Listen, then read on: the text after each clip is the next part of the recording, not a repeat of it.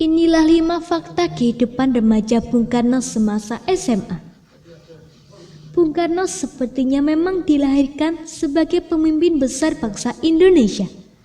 Semasa hidup, ia tak pernah luput untuk ikut memperjuangkan kemerdekaan Indonesia dari tangan penjajah. Buktinya semenjak sebelum merdeka sampai peristiwa proklamasi hingga pasca kemerdekaan, Bung Karno selalu hadir di tengah-tengah bangsa Indonesia. Jika ditilik, kehebatan Bung Karno memang sudah mulai terasa sejak usia muda, tepatnya saat ia mulai menjalani kehidupan sebagai anak kos di rumah Hoscokro Aminoto. Di rumah ini ia banyak menimba ilmu politik, baik dari buku, dari teman-temannya seperti Cato Suwiryo dan Muso, sampai tamu-tamu penting yang datang ke rumah Hoscokro Aminoto yang saat itu memang menjadi ketua Sarekat Islam. Menjadi anak kos di rumah Hoscokro Aminoto adalah satu fase penting bagi pembentukan diri seorang Bung Karno. Karena disinilah kelak lahir karakter Bung Karno yang hebat seperti yang kita kenal saat ini.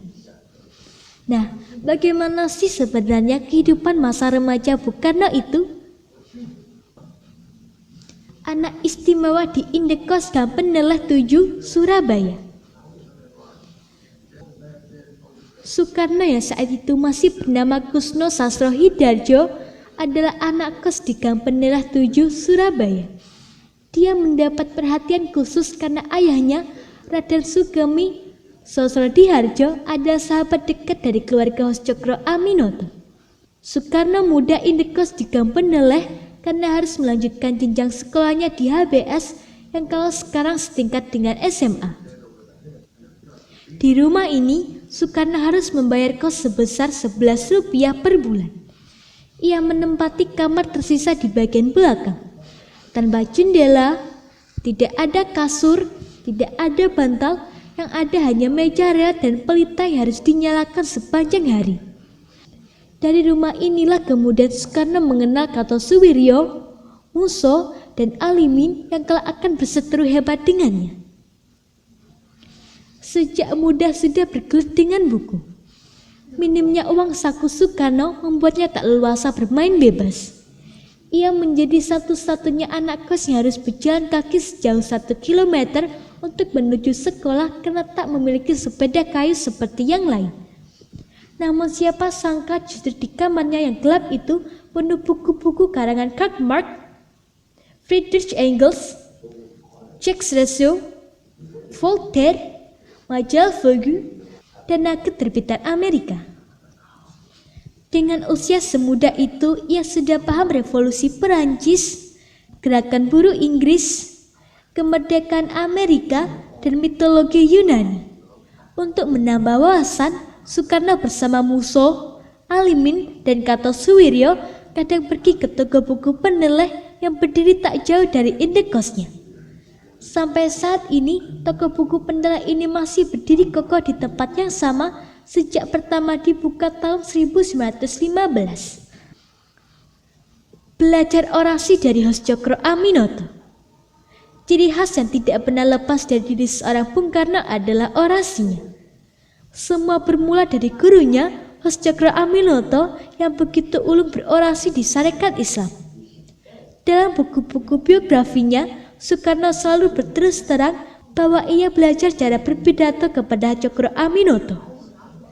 Ia begitu terkesan melihat orasi bapak kosnya yang mampu membangkitkan nasionalisme pengikutnya. Satu ajaran Cokro Aminoto yang selalu diingat Soekarno adalah jika ingin menjadi pemimpin besar, menulislah seperti wartawan dan bicara seperti orator. Karena itu, Soekarno tiap malam selalu belajar berorasi di kamarnya sampai ia selalu menjadi bahan candaan kawan-kawannya. Dari situlah kelak Soekarno menjadi orator ulung layaknya sang guru Hoscokro Aminoto. Menikah di usia muda.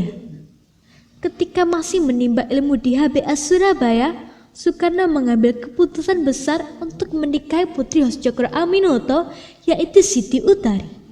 Peristiwa penting ini terjadi pasca Suharsikin, istri Cokro Aminoto, meninggal dunia. Namun karena Utari masih kecil, keduanya hanya dinikahkan secara agama saja dan belum dikukuhkan dengan hukum negara.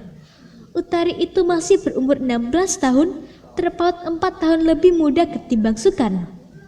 Meskipun sudah sah menjadi suami istri, kepada Cindy Adams, seorang penulis biografi Bung Karno penyambung lidah rakyat Indonesia, Soekarno mengaku tidak pernah berhubungan badan dengan Utari. Keduanya hanya beranggapan sebagai kakak adik. Sampai akhirnya setelah 2 tahun menikah, Soekarno mengembalikan Utari kepada Hasjokro Aminoto dengan cara yang baik-baik. Aktif menulis di surat kabar utusan Hindia. Saat masih muda, Soekarno sudah aktif menulis di surat kabar utusan Hindia yang merupakan surat kabar milik Sarekat Islam. Hal ini menyusul ajaran Hasjokro Aminoto yang sebelumnya sudah disebutkan untuk menulis layaknya seorang wartawan. Dengan nama samaran Bima, yang menulis tak kurang dari 500 artikel untuk majalah yang pertama kalinya terbit tahun 1912 tersebut.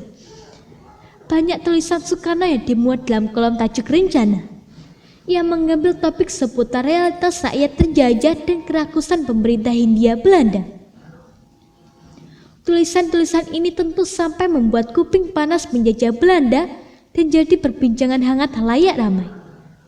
Douwe Dekker, pendiri National Indies Party, mendapuknya sebagai anak muda yang akan menggantikannya kelak. Adapun Djokro Aminoto meramalkan anak ini akan menjadi pemimpin besar kita. Nah, itu tadi 5 fakta kehidupan remaja Bung Karno semasa SMA yang tak banyak diketahui orang. Ternyata untuk menjadi seorang Bung Karno yang kita kenal saat ini, ia harus banyak-banyak belajar. Itu adalah hal rumah yang harus dilewati tiap orang. Setiap hal tak datang begitu saja, termasuk Bung Karno. Ia harus senantiasa belajar banyak untuk menjadi Soekarno yang sekarang.